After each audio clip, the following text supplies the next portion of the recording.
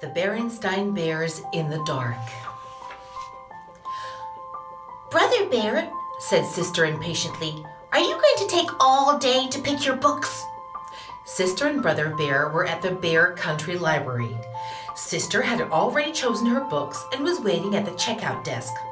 Hold your horses, said Brother. I'm looking for a good mystery. Sister Bear usually took out storybooks and books about nature, and sometimes books of poems.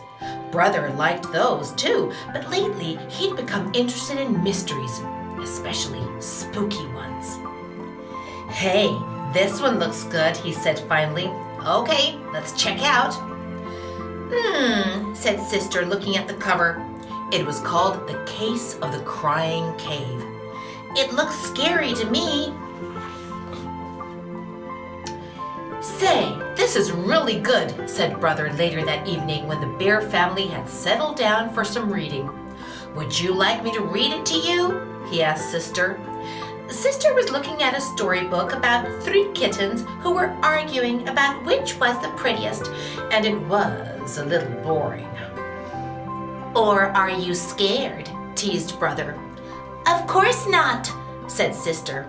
She left her book on the floor and climbed onto the bench to sit beside him. The mystery began quietly. It told about some Bear Scouts who were on an overnight campout. When the Scouts discovered a dark, secret cave, Brother's mystery began to get a little exciting. And when the cave began to cry and wail, it was anything but quiet. "Woo!" cried the deep, dark, mysterious cave, read Brother with a lot of expression. "Woo!" "Stop!" said Sister, putting her fingers in her ears. "That's enough!" And she went back to her storybook. Scaredy bear, teased Brother.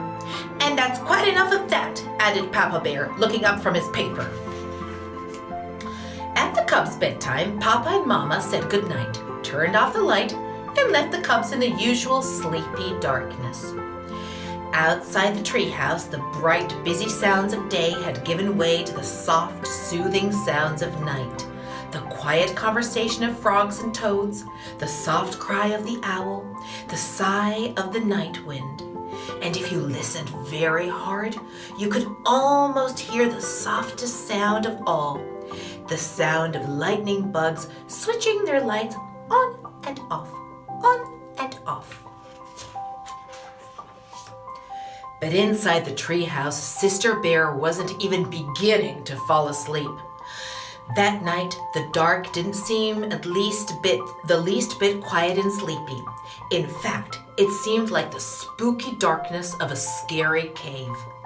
And the friendly old chest of drawers and funny clothes tree that Papa had made didn't seem so friendly and funny. They seemed more like cave creatures. So when Brother decided to tease her a little more by making a wailing noise, a really spooky wailing noise, it gave her quite a scare. "Mama! Papa!" she cried. "Hurry! Come quick!" And come quick they did. Papa rushed into the dark room and tripped over the clothes tree. Mama rushed in after Papa and tripped over him. In the commotion, Sister fell out of bed and landed on both of them.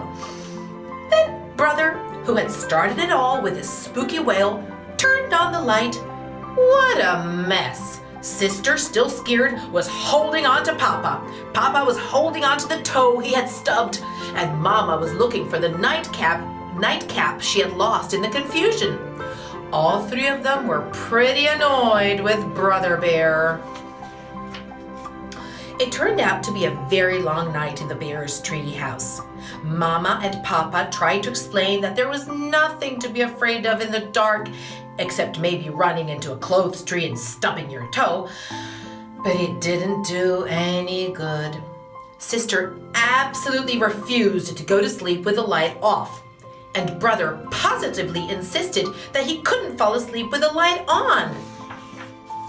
The next morning, the Bear family was very sleepy-eyed. "Boy," said Brother, yawning, "I sure don't want to go through another night like that. Neither do I, said Papa, and I think I have an idea that might help. He took Sister's hand. Come with me, he said. Where are we going? She wanted to know. Up to the attic. The attic? But it's dark in the attic, even in the daytime. I know, said Papa, but there's something I want to show you. Anyway, there's nothing so special about the dark. It's just part of nature, like the light. It's your imagination that makes the dark seem spooky sometimes. What's imagination? Asked Sister. Imagination is what makes us think that chests of drawers and clothes trees are cave creatures.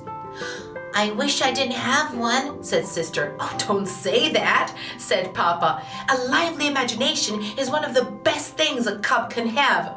It's imagination that lets us paint pictures, make up poems, invent inventions. The trick is to take charge of your imagination and not let it take charge of you. When they got to the attic, Papa began to rummage through boxes, looking for something. Sister tried to follow Papa's advice and not let her imagination take charge. And it worked. A spooky shape turned out to be the shadow of some old tools. What looked like a giant was really some piled up furniture. Here it is, said Papa, my old nightlight. The one I used when I was a cub and had a little trouble falling asleep in the dark. Sister couldn't quite believe that her big, powerful Papa was ever afraid of the dark. Oh, sure, said Papa. Most of us are at one time or another.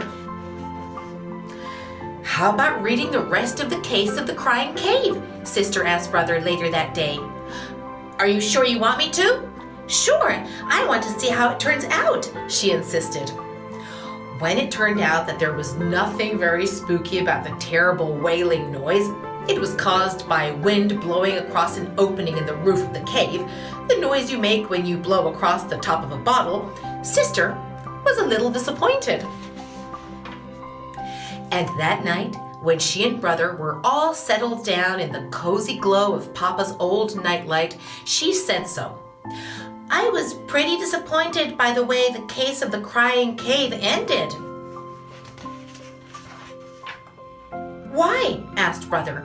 Because, she said, I was hoping the wailing would be a really spooky, scary monster. And she leaned down from her bunk over Brother's and made a spooky, scary monster face at him. Cut that out! Cried Brother. Then Sister went right to sleep. But Brother lay awake for quite some time, listening to the owl hoots and thinking that maybe he'd had enough mysteries for a while.